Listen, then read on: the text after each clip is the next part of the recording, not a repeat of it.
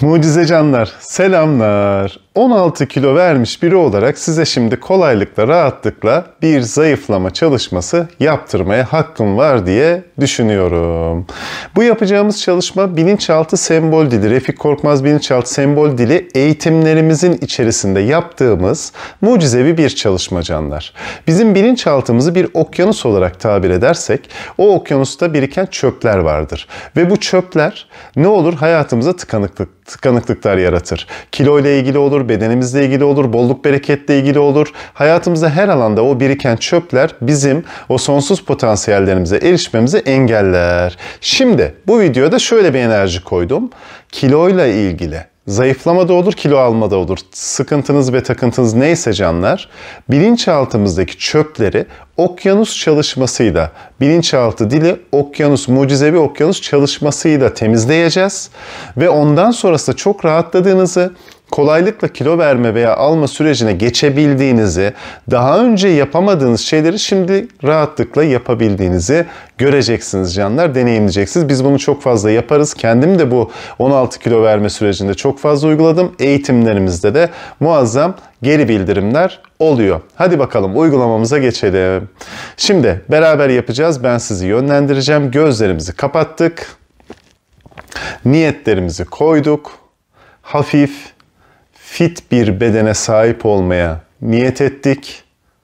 Zayıf bir bedene veya eğer çok zayıfsak kilo almaya, neyse isteğiniz canlar, koyalım niyeti. Niyetin de ötesine geçtik. Artık bunu seçtik. Çünkü biz sonsuz potansiyelli varlıklarız. Biz gerçekten seçtiğimizde her şey mümkün canlar. Çünkü ne diyoruz hep? Yaradan içimizde ve kendinizi mucizevi bir zümrüde anka olarak görmenizi istiyorum. Gökyüzünde devasa kanatlarıyla bize doğru geliyor. İstediğiniz renkte olabilir ve hepimiz şimdi mucizevi zümrüde ankalara dönüştük. Kendinizi görün, kanatlarınızı görün, tüylerinizi görün. Görmek zorunda değilsiniz, hissetmeniz yeterli. Zaten enerji alanını şu an açtık canlar. O yüzden rahat olun. Şimdi gözleriniz hep kapalı. İçinizden bir zümrüde anka daha çıktığını ve karşınıza geçtiğini imajine edin. Ve o zümrüde anka küçülerek 3. gözünüzden şu an giriyor. İçeriye girdi. Peki nereye girdi? Bilinçaltı okyanusunuza girdi. Yani bir gökyüzünde şu an aşağıda bir okyanus var. İçeri girdiğinde büyüdü gökyüzünde ve aşağıdaki okyanusa doğru dağılmaya, aşağı doğru inmeye başladı.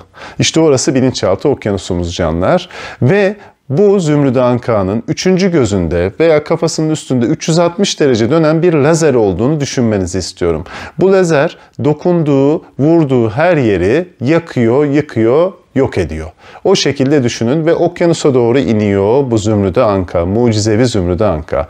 Okyanusun üzerinde göreceksiniz veya hissedeceksiniz bir sürü çöpler var. Hadi bakalım şimdi o lazerle, 360 derece dönen lazerle bütün okyanusun önce yüzeyini temizlemenizi istiyorum. O lazer vurduğu her yeri yok etsin ve çöpler, atıklar, plastik gibi görünebilir, kağıt gibi görünebilir. Nasıl görünüyorsa canlar size, teneke kutular, o atıkların hepsini bir bir lazerle, hemen o devasa lazerle yok ettiğinizi, temizlediğinizi görmenizi istiyorum. Ayrıntılı bir şekilde yapacağız. Biraz zaman vereceğim size. Lazerle bütün çöpleri yok edin canlar. Şu an her şey bilinçaltımıza yükleniyor. Şimdi o okyanusa bağlanan akarsulardaki bağlantı yerlerindeki çöpleri de aynı şekilde yok etmenizi istiyorum canlar. Onları da bağlantı yerlerini de yok ettikten sonra okyanusun içine doğru biraz daha dalmanızı istiyorum. Ve okyanusun içinde dibe doğru iniyorken gördüğünüz bütün çöpleri aynı yöntemle, o lazerle hemen yakıp, yıkıp, parçalayıp yok etmenizi istiyorum. Temizliğe temizliğe, yok ede yok ede aşağıya doğru iniyoruz canlar. Zemine doğru yaklaştık. Ne var ne yok bütün çöpleri yok ediyoruz. Ve şimdi zemine geldik. Zemini de biraz bir havalandıralım. Alt kısmı, o toprak kısmını, kum kısmını canlar nasıl görüyorsanız orayı da tertemiz yapalım. Bütün zemini, oradaki çöpleri yok edelim. Bunlar bizim bilinçaltımızdaki kilo ile ilgili, bedenimizle ilgili çöplerimiz. Tertemiz yaptıktan sonra, ki çok hızlı bir şekilde olabilir bu, o lazerin gücünü ve ankanın gücünü hissedebilirsiniz. Bir daha çöpler gelirse ne yapacağız canlar? Oraya milyonlarca küçük su kaplumbağası zemine koymanızı istiyorum. Onlar da jandarma görevi yapacak. Tekrar yeniden gelen çöpler olursa onları temizleyecek. Zemine milyonlarca küçük su kaplumbağası doldurun. İmajine etmeniz, düşünmeniz, algılamanız yeterli canlar. Ve şimdi yukarıya doğru yükselelim. Etrafta halen daha çöp kaldıysa onları da yok edin, temizleyin. Ve şimdi yüzeye geldik. Yüzeye de milyonlarca küçük su kaplumbağası koymanızı istiyorum. Yine onlar jandarma görevi yapsın. Özellikle o akarsuların bağlantı yerlerine su kaplumbağalarını doldurmanızı istiyorum. Halen daha etrafta gördüğünüz çöpler varsa lazerle, o 360 derece dönen lazerle yok edin canlar. Ne varsa devam edin. Harikasınız. Biraz daha vakit vereyim size. Hocam benim biraz kaldı diyenler olabilir.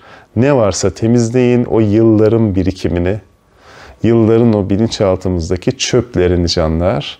Her yeri temizledikten sonra yüzeye milyonlarca su kaplumbağası koyduk. Zemine milyonlarca su kaplumbağası koyduk. Akarsuların bağlantı yerlerine koyduk canlar. Hadi şimdi o zümrüt anka gökyüzüne yükselsin. Tekrar küçülerek üçüncü gözümüzden çıksın ve karşımıza geçsin, büyüsün. İlk halinde tekrar bedenimize girerek bizimle, yani biz olan zümrüt ankayla birleşsin. Yavaşça gözlerimizi açabiliriz. Bilinçaltı okyanus temizlik çalışması, bilinçaltı diri canlar, sadece kilo için değil, takıldığınız her alanda da uygulayabilirsiniz. Çok fazla kullandığımız mucizevi bir çalışmadır. Sonuçlarını da yorumlar bölümüne yazmanızı bekliyoruz canlar. Herkese katkı olsun. Unutmayın, hepimiz birer mucizeyiz. Mucizeler aksın.